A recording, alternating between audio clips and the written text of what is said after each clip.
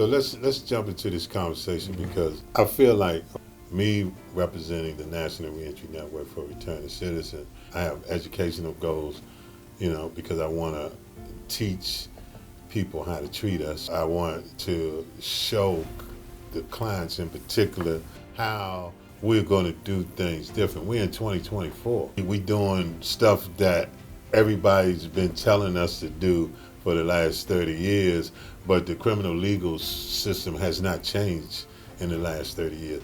The only thing that has changed is more people are getting locked up. Everything is still the same. Recidivism is still the same. Mandatory minimums are still the same. Record sealing and expungement is still the same.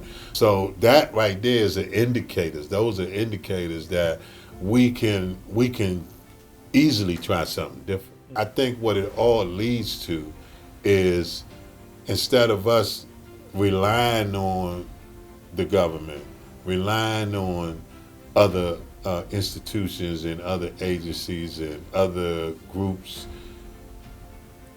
I believe that we have to build the change that we want to see. I believe we got to do it ourselves.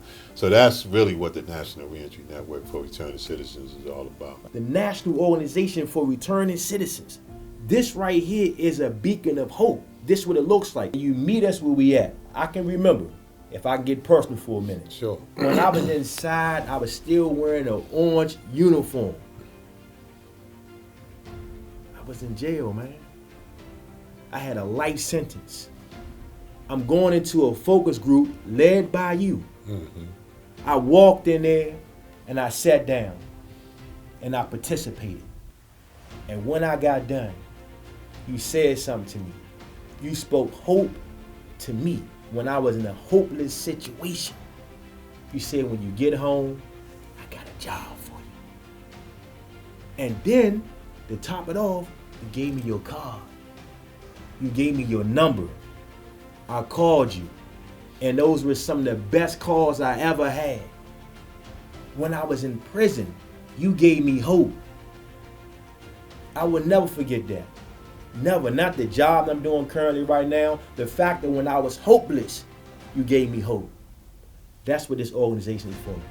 And other colleagues who was doing that work in the community, let it be known that returning citizens should have a voice, even the language returning citizen. Mm-hmm. That was a part of the work that you did. Yes, right? Sir. Saying that we should be recognized as returning citizens, yes, not sir. ex-cons, Yeah. not convicts, Yeah. right? None of these things that can belittle, degrade, dehumanize an individual, right? You recognize humanity, so that type of work, I believe, is something that needs to be championed. Returning citizen. It puts in the mind of the reader that you are returning to your community as a citizen, and that's how you should be recognized. So to me, that's what the organization is about. That's what the organization represents. That's why I do the work that I do with you, standing beside you, standing on your shoulders. It can't get no worse than it's already got. You have the unemployment rate. If you look at returning citizens, the District of Columbia in particular, it's around 18% of the population. And I'm talking about people with a criminal record, okay? And then you look at the unemployment rate, and then you look at the unemployment rate of people with criminal records. That's in the 70 percentile. In wards 8 and ward 7, where most of us are from and live, that is not bringing anything to our families, you know what I mean, when we come home from prison, man, when we return back to the community. So we have to fix that. We've done it through workforce development programs. We've done it through trusting governmental agencies, man. You know, nobody has been able to sustain a job market with the business community in Washington, D.C. for people with criminal backgrounds.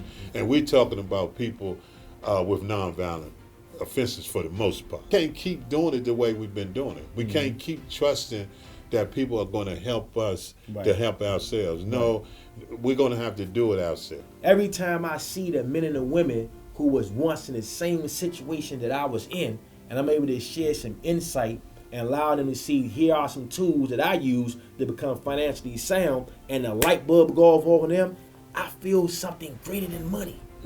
Right? I feel something greater than. So when I see the participants in the organization suited and booted, ties on, shirts, representing, looking handsome. The women are beautiful. They showing up. They willing to put the work in. They listening. They following instructions. Of course, we got some people that have to had to hit the head every now and then. Sure. But the fact of the matter, they willing to buy the tea. They eating the pie. They eating what we presented before them.